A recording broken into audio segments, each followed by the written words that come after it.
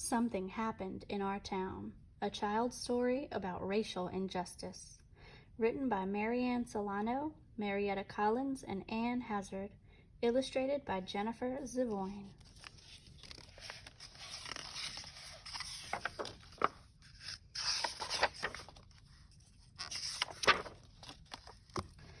Something bad happened in our town.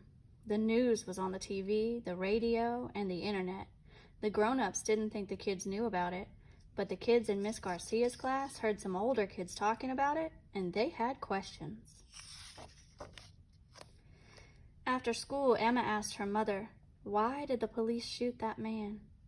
"It was a mistake," said her mother. "I feel sad for the man and his family." "Yes, the police thought he had a gun," said her father. "It wasn't a mistake," said her sister Liz. "The cops shot him because he was black." Emma was confused. "He's brown, not black," she said. "Some black people have dark brown skin and some have light brown skin," Emma's father explained. "Black usually means African American. Most of their ancestors were brought here from Africa as slaves."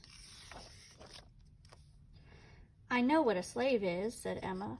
"That's when you have to do whatever the other person says." "Yes, slaves had to do whatever white people told them to do. Even after slavery ended, white people didn't let black people live where they wanted, go to school with white people, or vote." "Who are white people?"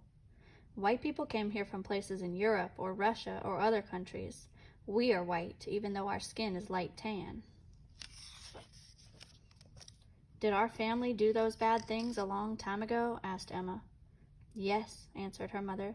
"Back then, many white people thought that they were better than black people, even though it wasn't true." Liz added, "Some white people still think most black men and boys are dangerous, even though they're not." "Was the man that got shot dangerous?" asked Emma. "No," her mother said. "Shooting him was a mistake. It was a mistake that is part of a pattern." "Like the pattern on my blanket?" Emma asked. "Yes, but this pattern is being nice to white people and mean to black people. It's an unfair pattern."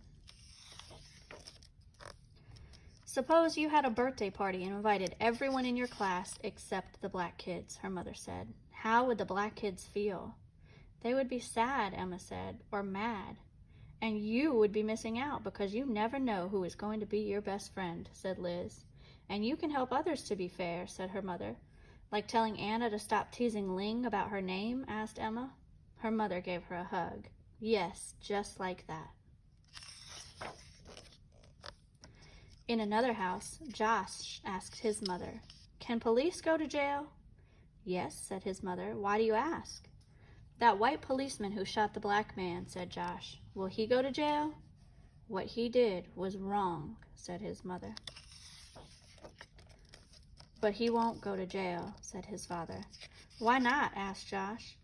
"Cops stick up for each other," said Josh's brother Malcolm, "and they don't like black men." Josh was confused. "Why not? Some police are black." "You're right," said his mother. "Uncle James is a police officer, and so is my friend Kenya." "There are many cops, black and white, who make good choices," said his father, "but we can't always count on them to do what's right." Malcolm added, "I could get stopped by the police just because I'm black, even if I don't do anything wrong." "That's not fair," Josh said. "What if it was a white man in the car? Would the police have shot him?"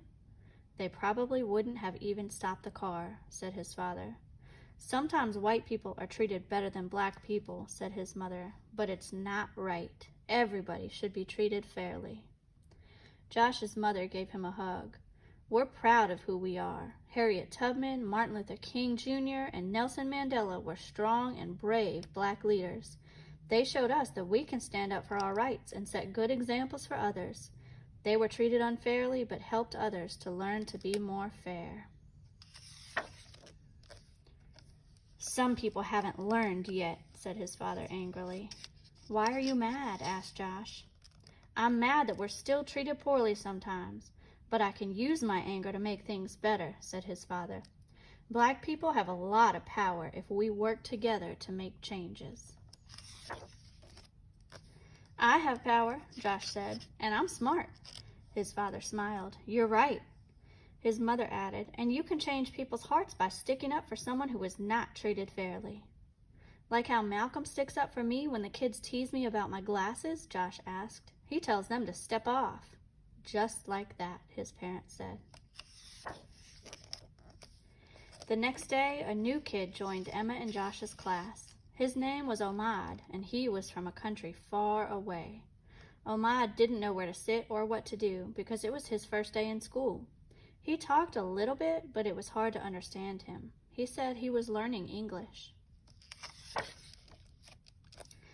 After lunch, the class went outside to play soccer. Daniel and Sophia picked kids to be on their teams. All of the kids were picked to be on a team, except Omad. Daniel said Omad probably didn't know how to play because he was new. Sophia said Omad might not be good at soccer. Josh remembered what his mother said about sticking up for people who are treated unfairly. Emma remembered what her mother said about unfair patterns and birthday parties. All of a sudden, Omad wasn't alone. Emma and Josh were leading him to their team. "We have enough kids on our team," Daniel said. "We don't need him." But Josh was ready. "Step off," he said. "He's playing." "Yeah," said Emma. "We don't want to miss out." And just like that, Emma and Josh gained a new friend and started a better pattern in their school.